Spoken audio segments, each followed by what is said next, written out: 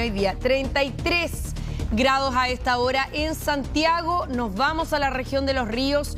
Max Frick está con nosotros para contarnos si ha habido alguna novedad respecto de la búsqueda del cuerpo de Julia Chuñil, sobre todo en el terreno, ¿no?, donde se había señalado que era posible que estuviera sepultada. Y además, ¿qué otras teorías han surgido también en las últimas horas?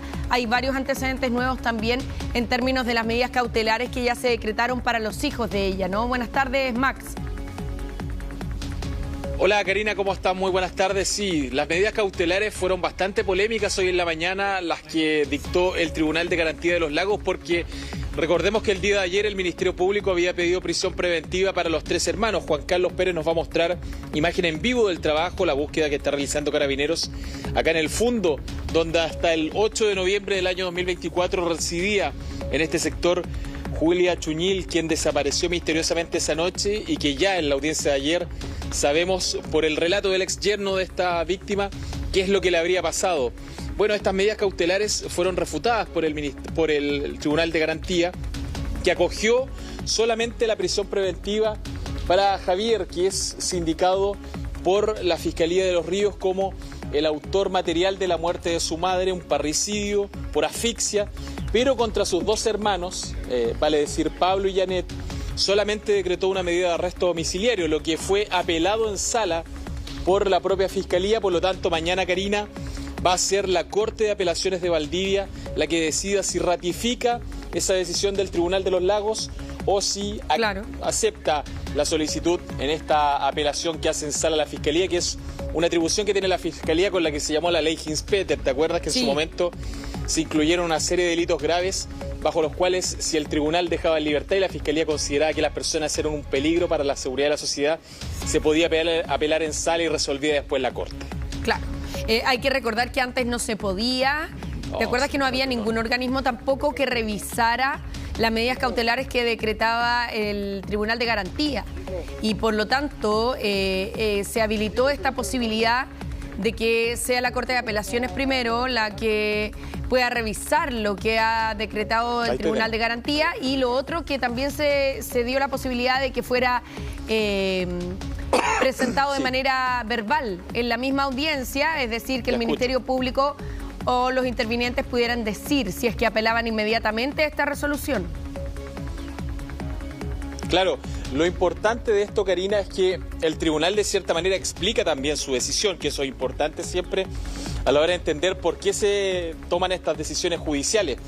Desde el tribunal explican que está acreditada la participación como autor de Javier, el hijo de Julia Chuñil, porque es indicado por un testigo presencial del hecho, que es otro imputado, cuando la asfixia le da muerte.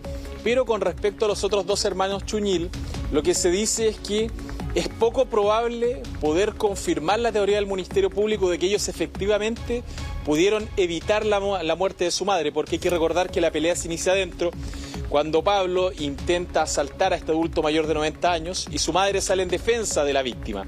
Esa pelea que parte adentro termina afuera.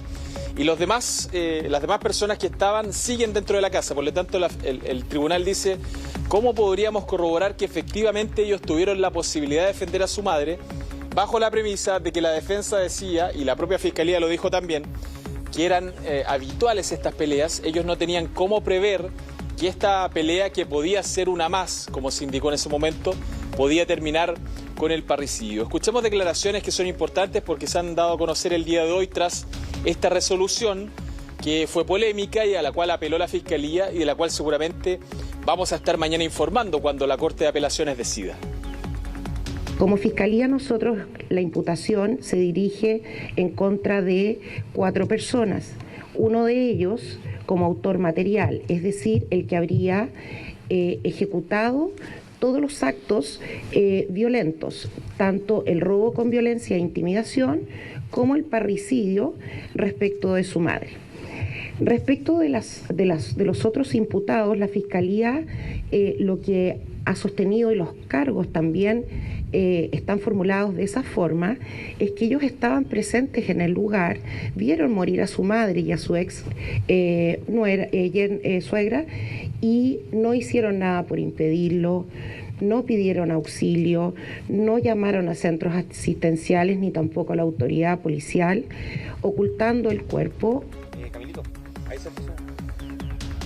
Bueno, eso es lo que contesta el Ministerio Público a este argumento del tribunal, que efectivamente, más allá de que ellos no hayan sido los autores materiales del crimen, pudieron haber hecho algo para impedirlo y en los minutos posteriores no hicieron nada para socorrer a la víctima, como llamar a la policía, llamar a una ambulancia, posteriormente denunciar el hecho, sino que muy por el contrario, se confabularon en una historia falsa para dar a entender que su madre había desaparecido bajo misteriosas circunstancias. Karina, como lo decíamos en la mañana, incluso inventando la teoría de que era acompañada por un perro que aparentemente no existe según la investigación de la Fiscalía. Eso es lo más grave. Esas fotos del perro habrían sido editadas, claro. Claro, porque ni siquiera es que el perro le pertenezca y que exista y que a lo mejor no haya estado acompañada del perro, sino que el perro y la imagen del perro al parecer fue sacada de internet y montada para tratar de hacer aparecer como que ella había desaparecido con su perro, ¿no? Claro, así es, efectivamente. Y además de eso, dice la Fiscalía que las medidas cautelares que habían solicitado además son proporcionales a varias cosas. Al delito, que es gravísimo, un parricidio, uno de los que tiene una de las penas más altas de nuestro ordenamiento jurídico, a la necesidad de cautela por un peligro de fuga, a la pena asociada al delito. Hay una serie de hechos que para ellos sí justificaban esta medida cautelar para los tres hermanos, a diferencia del ex yerno, que ya sabemos que tiene esta medida cautelar de arresto domiciliario parcial. Nosotros fuimos durante esta jornada a su domicilio, tratamos de hablar con él, pero nos dimos cuenta que bajo él claramente ya también pesa una medida de protección de la Fiscalía, porque estaba a lo menos 2 contingentes de carabineros de personal COP que nos impidieron el acceso y ni siquiera nos dejaron poder ir a hablar con la familia para ver si podíamos tener algún tipo de testimonio de él, que hoy sabemos que es pieza clave en la reconstrucción de esta historia que nadie sabía hasta hace un par de días atrás. Claro, y también en relación a lo anterior, respecto de la posibilidad de que no se pueda probar si es que los otros 2 hermanos pudieron o no pudieron haber intervenido, igual está el relato del testigo que fue testigo presencial, el ex yerno, que él sí puede señalar si es que los otros 2 hijos hicieron o no hicieron algo para impedirlo. Porque aquí, si bien puede que no consten los llamados telefónicos y eso quizás es más fácil de poder periciar, ¿no?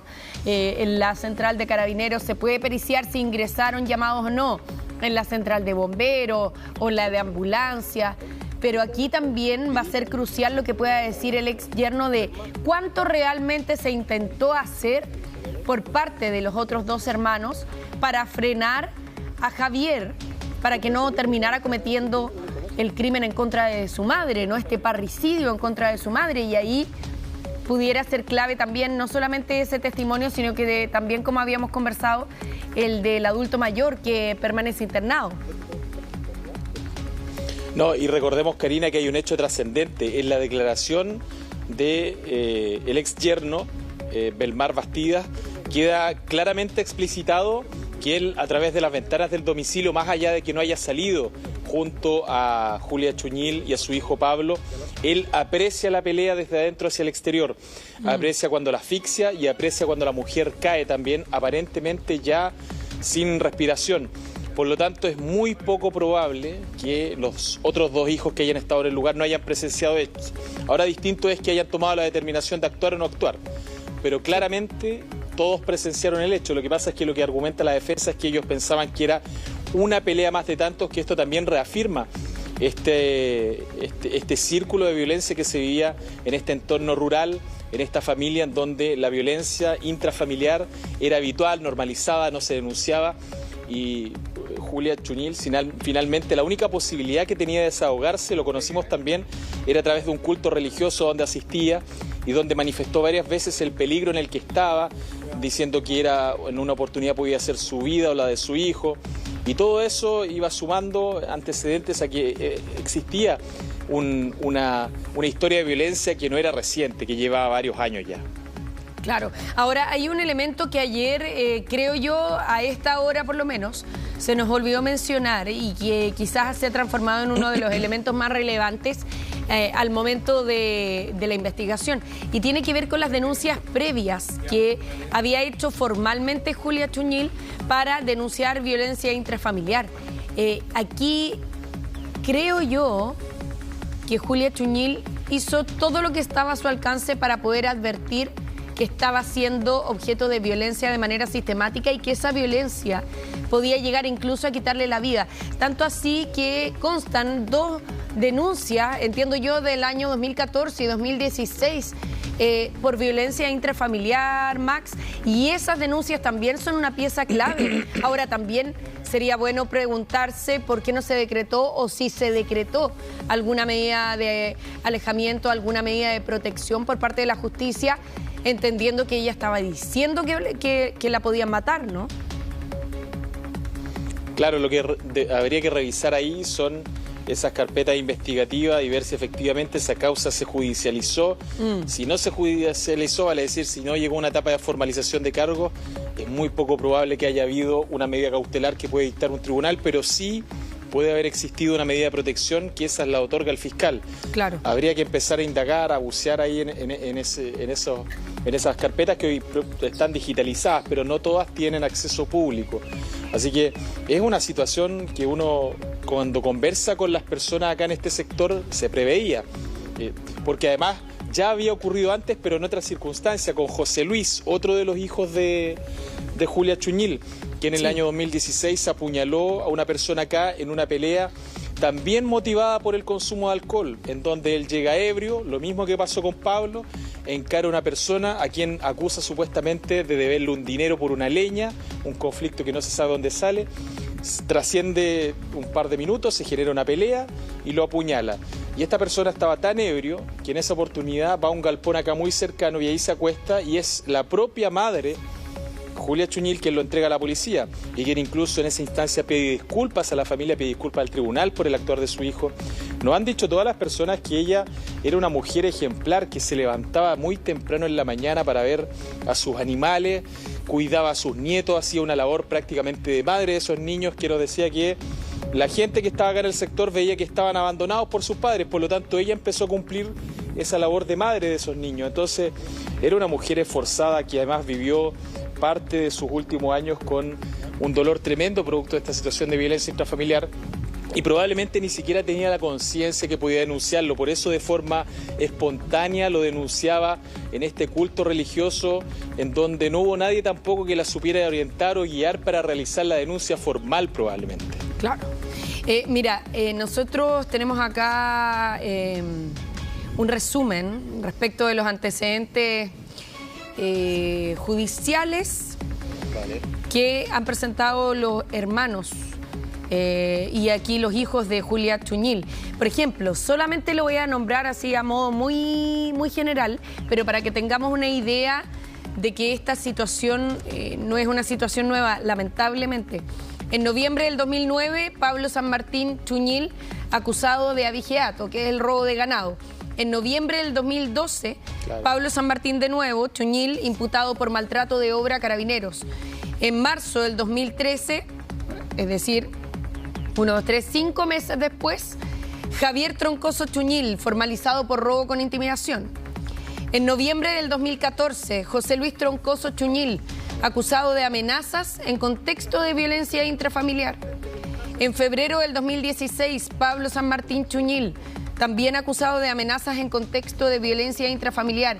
Y Julia Chuñil fue la víctima, pero no perseveró en la denuncia que había hecho inicialmente.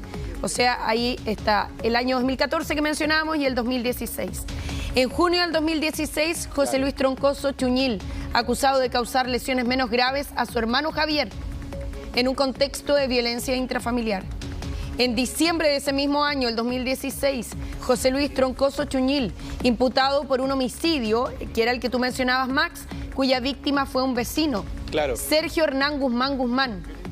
En agosto del 2022, José Luis Troncoso Chuñil enfrentó una formalización por amenazas no condicionales hacia su hermana, Janet del Carmen Troncoso Chuñil, también en el marco de violencia intrafamiliar. O sea, para la Fiscalía haber tenido todos estos antecedentes a la vista estaba claro por dónde había que investigar, ¿no?